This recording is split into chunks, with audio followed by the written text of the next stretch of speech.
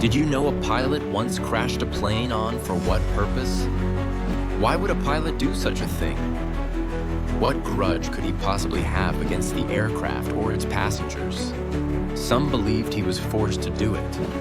Others thought he might be working for a foreign terrorist group, sent on a mission to destroy the plane. Yes, you heard that right. In 2015, a German pilot deliberately crashed a passenger plane, killing all 144 passengers on board. This horrifying incident shocked the world and raised thousands of questions.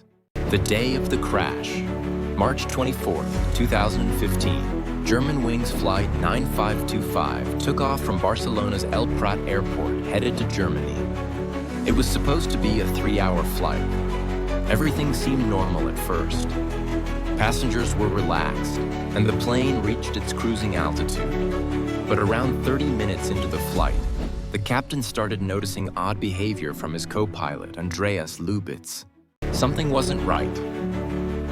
Captain David saw that Andreas was leaving the cockpit unnecessarily, asking the same questions repeatedly, acting rude towards the air hostess, something he'd never done before. There was tension in the air. David felt Andreas was hiding something, but didn't dwell on it and focused on flying.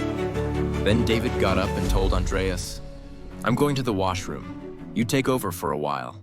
The locked door. When David returned and tried to enter the cockpit, the door was locked from the inside. He knocked. He called out to Andreas. No response. Minutes passed. He kept banging, kept shouting. Still nothing. Suddenly, the plane tilted downward,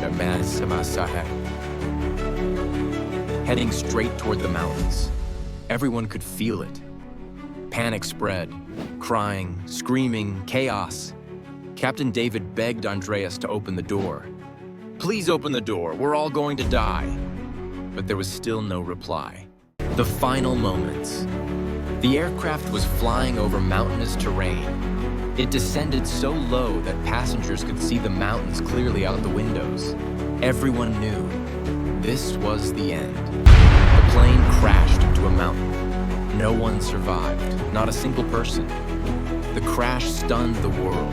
News channels exploded. Social media went wild. Everyone had the same question. Why? Why did Andreas do this?